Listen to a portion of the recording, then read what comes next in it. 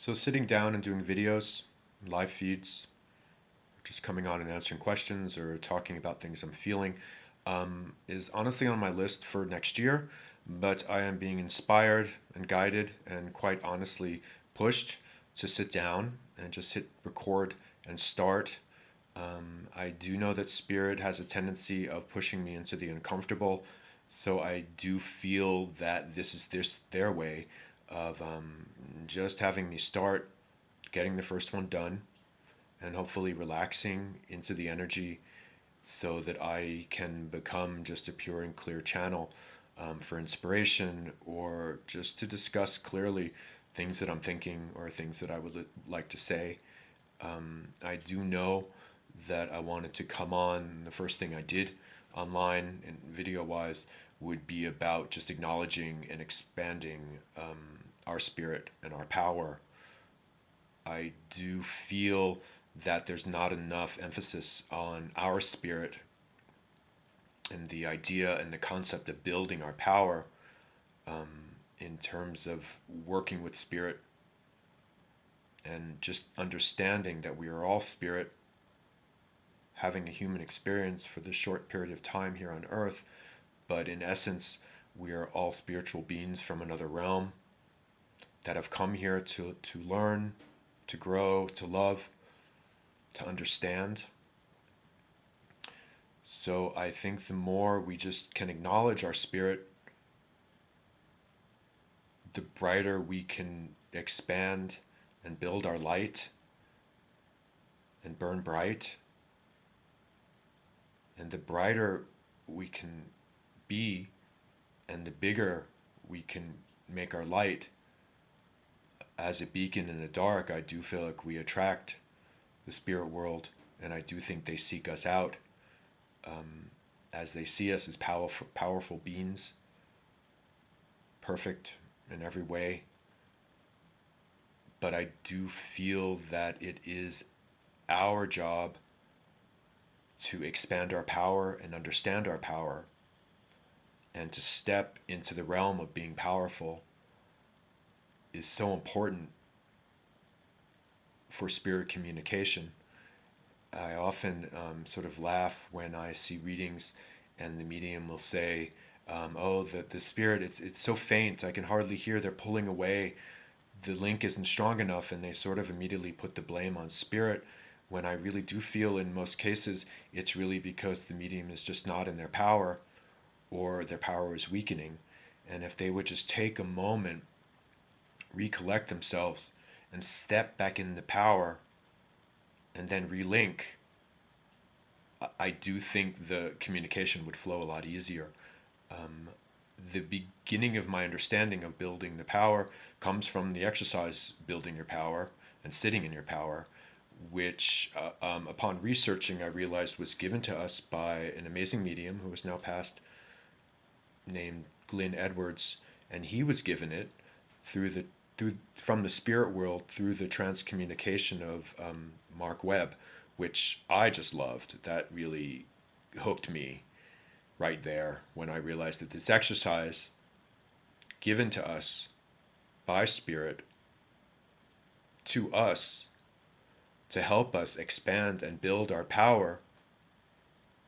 And I do believe in the infinite wisdom of spirit that they did realize that just building the power and expanding our light would in effect help the communication between the spirit world and the physical world. I thought that was just amazing. So if any of you have sat with me in classes or these attunement sessions that I offer, you will you should have realized that in anything I do, there is a good segment of sitting in your power, building your light, expanding your light to the point where your light just fills the entire world, the entire universe. And then you attract the light of God from your light. And by God, this could be whatever your belief systems are. I say God, but a lot of people will call it universal power, collective consciousness, source, it doesn't matter. But I find when we expand our power and brighten our light, we do attract God, and we link with God's light, and we become even more powerful. And then when we can sit with our Creator for a few minutes and meld and blend with their light, I do feel this power stays with us and keeps us stronger and keeps us brighter and bigger. When I first started sitting in the power, I was able to do it like 6 days a week for about an hour at a time. I do recommend this for anyone starting on their journey. It is a commitment to sit for your power, but I do find it so important and so beneficial. The longer you do it, the less time you need, and you can bring this building of your power into your readings, into your life.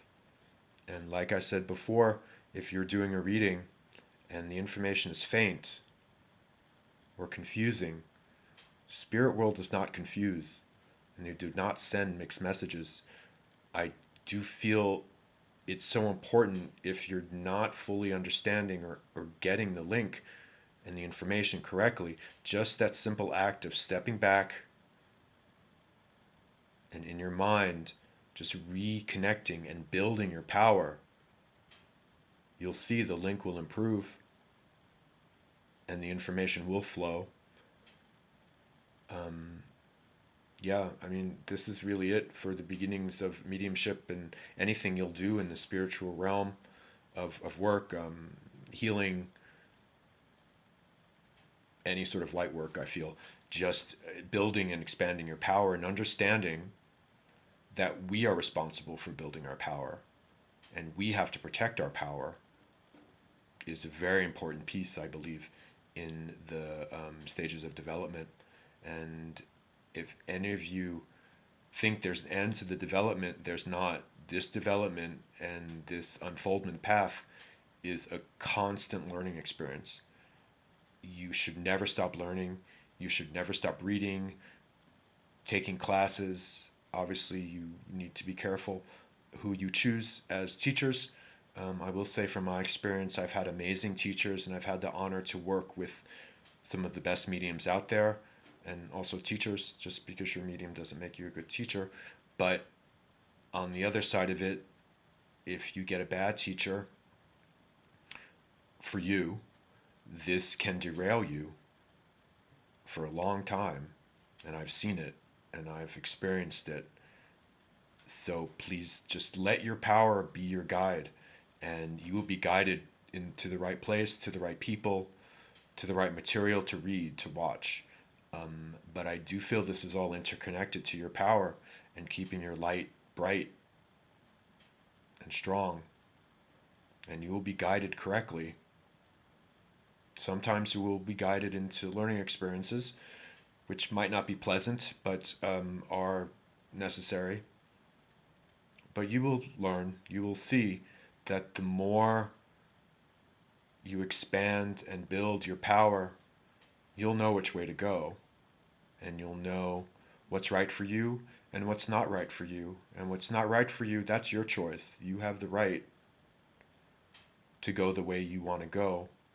And just let your interests be your development. And just be guided by your intuition, by your gut feeling, which I tend to think can be our guides speaking with us, but that's a whole other conversation. And just go to where your interests take you, and you'll see it's the right way to go. I've explored many aspects of mediumship, some that I had never heard of when I first started, some that I wanted nothing to do with, but they found me. And I just, if I was interested, I tried it.